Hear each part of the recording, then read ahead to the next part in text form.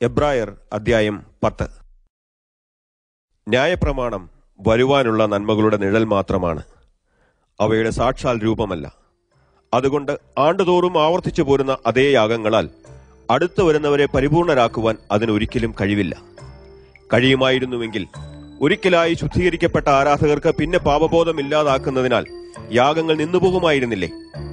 എന്നാൽ അവ ആണ്ടുതോറും പാപങ്ങളുടെ ഓർമ്മ ഉളവാക്കുന്നു. എന്തുകൊണ്ടെന്നാൽ കാളകളുടെയും ആട്ടുകൊറ്റന്മാരുടെയും രക്തത്തിന് പാപങ്ങൾ നീക്കുവാൻ സാധ്യമല്ല. ആകയാൽ ലോകത്തിലേക്ക് വന്നപ്പോൾ യാഗവും വഴിപാടും അങ്ങ് ആഗ്രഹിച്ചില്ല, എന്നാൽ ഒരു ശരീരം അങ്ങ് എനിക്ക് ഒരുക്കിയിരിക്കുന്നു. ഹോമയാഗത്തിലും പാപയാഗത്തിലും അങ്ങ് പ്രസാദിച്ചില്ല. അപ്പോൾ ഞാൻ പറഞ്ഞു, ഇതാ ഞാൻ വരുന്നു, പുസ്തകച്ചുരുളിൽ എന്നെക്കുറിച്ച് എഴുതിയിരിക്കുന്നു, ദൈവമേ, അങ്ങയുടെ ഇഷ്ടം ചെയ്യുവാൻ ഞാൻ വരുന്നു എന്ന് അവിടുന്ന് പ്രസ്താവിക്കുന്നു. ന്യായപ്രമാണപ്രകാരം അനുഷ്ഠിച്ചു പോന്ന യാഗങ്ങളും വഴിപാടുകളും ഹോമയാഗങ്ങളും പാപയാഗങ്ങളും അവിടുന്ന് ആഗ്രഹിച്ചില്ല, അവയിൽ പ്രസാദിച്ചുമില്ല എന്ന് പ്രസ്താവിച്ച ശേഷം, ഇതാ അങ്ങയുടെ ഇഷ്ടം ചെയ്യുവാൻ ഞാൻ വന്നിരിക്കുന്നുവെന്ന് അവിടുന്ന് പറയുന്നു. രണ്ടാമത്തേതിനെ സ്ഥാപിക്കുവാൻ അവിടുന്ന് ഒന്നാമത്തേതിനെ നീക്കിക്കളയുന്നു. ഈ ഇഷ്ടത്താൽ യേശുക്രിസ്തു ഒരിക്കലായി നടത്തിയ ശരീരയാഗത്തിലൂടെ നാം വിശുദ്ധീകരിക്കപ്പെട്ടിരിക്കുന്നു. പാപങ്ങൾ നീക്കിക്കളയുവാൻ കഴിവില്ലാത്ത അതേ യാഗങ്ങൾ വീണ്ടും വീണ്ടും അർപ്പിച്ചുകൊണ്ട് നിൽക്കുന്ന ഓരോ പുരോഹിതനും തന്റെ ശുശ്രൂഷ ദിനംപ്രതി നിർവഹിക്കുന്നു. എന്നാൽ ഈ പുരോഹിതനോ പാപങ്ങൾക്ക് വേണ്ടി എന്നേക്കുമായി ഏകയാഗം അർപ്പിച്ചിട്ട് ദൈവത്തിന്റെ വലത്തുഭാഗത്തിരുന്ന ശേഷം തന്റെ ശത്രുക്കൾ പാദപീഠമാകുവോളം കാത്തിരിക്കുന്നു. ഏകയാഗത്താൽ അവിടുന്ന് വിശുദ്ധീകരിക്കപ്പെടുന്നവരെ എന്നേക്കുമായി പരിപൂർണരാക്കിയിരിക്കുന്നു. പരിശുദ്ധാത്മാവും ഇതേപ്പറ്റി നമ്മോട് സാക്ഷ്യം പറയുന്നു. ആ കാലത്തിന് ശേഷം ഞാൻ അവരോട് ചെയ്യുന്ന ഉടമ്പടി ഇതത്രേ, ഞാൻ എന്റെ നിയമങ്ങൾ അവരുടെ ഉള്ളിലാക്കി അവരുടെ ഹൃദയങ്ങളിൽ എഴുതുമെന്ന് കർത്താവിന്റെ അരുളപ്പാട് എന്ന് അവിടുന്ന് ആദ്യം പ്രസ്താവിക്കുന്നു.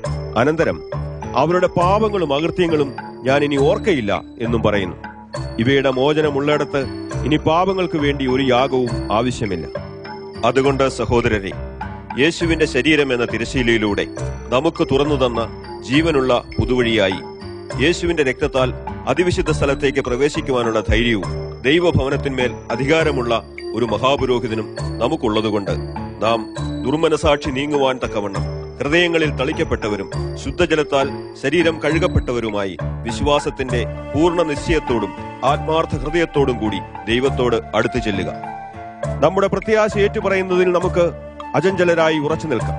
വാഗ്ദാനം ചെയ്തവൻ വിശ്വസ്തനല്ലോ. സ്നേഹത്തിനും സൽപ്രവർത്തികൾക്കും വേണ്ടി പരസ്പരം പ്രേരിപ്പിക്കുവാൻ നമുക്ക് തീഷ്ണത കാണിക്കാം.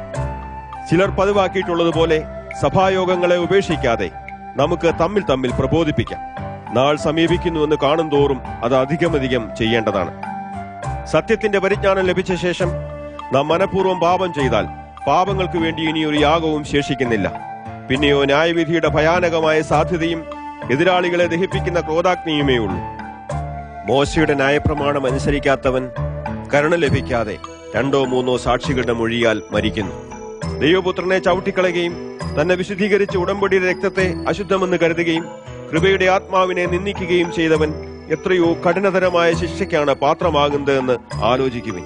പ്രതികാരം എനിക്കുള്ളത്, ഞാൻ പകരം വീട്ടുമെന്നും കർത്താവ് തന്നെ തന്റെ ജനത്തെ ന്യായം വിധിക്കുമെന്നും അരുളി ചെയ്തവനെ നാം അറിയുന്നുവല്ലോ.